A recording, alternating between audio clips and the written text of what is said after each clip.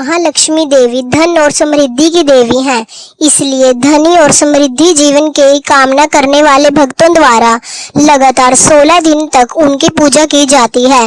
इस व्रत से जुड़ी एक किंवदंती के अनुसार पांडव राजा युधिष्ठिर ने सोचा कि चौसर के खेल में दुर्योधन से हारने के बाद वह अपनी सारी खोई हुई संपत्ति कैसे वापस पा सकते हैं।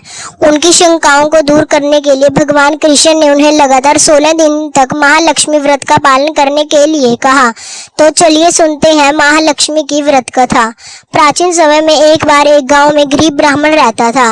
वह नियमित रूप से श्री विष्णु का पूजन किया करता था। उसकी पूजा भक्ति से प्रसन्न होकर उसे भगवान श्री विष्णु ने दर्शन दिए और ब्राह्मण से अपनी मनोकामनाएं मांगने के लिए कहा।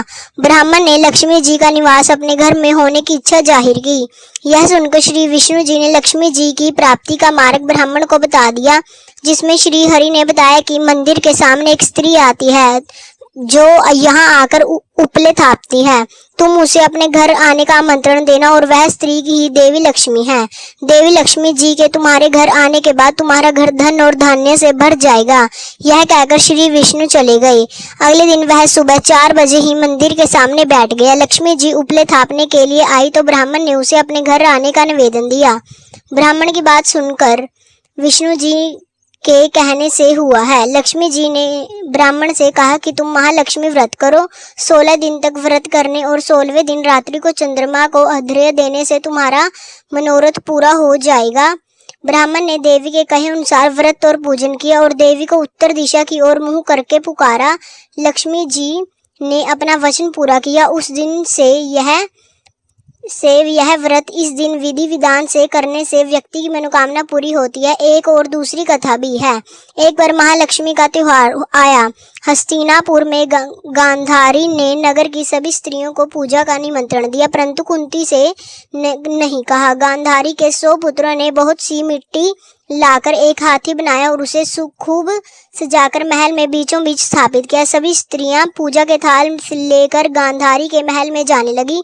इस पर कुंती बड़ी उदास हो गई। जब पांडवों ने कारण पूछा तो उन्होंने बताया कि मैं किसकी पूजा करूं। अर्जुन ने कहा, माँ तुम पूजा की तैयारी करो, मैं जीवित हाथी लाता हूं।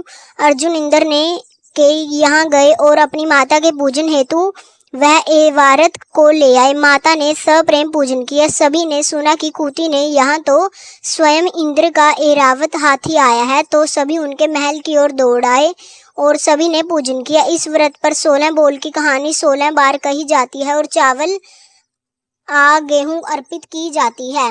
अगर आपको यह कथा जानकारी पूर्वक लगी हो तो हमारी वीडियो को लाइक करें, चैनल को सब्सक्राइब करें और कमेंट में जय लक्ष्मी माता जरूर लिखें और इस कथा को 16 बार सुनें ताकि आपकी सभी मनोकामनाएं पूरी हो जाएं और आपके घर में भी लक्ष्मी का वास हो।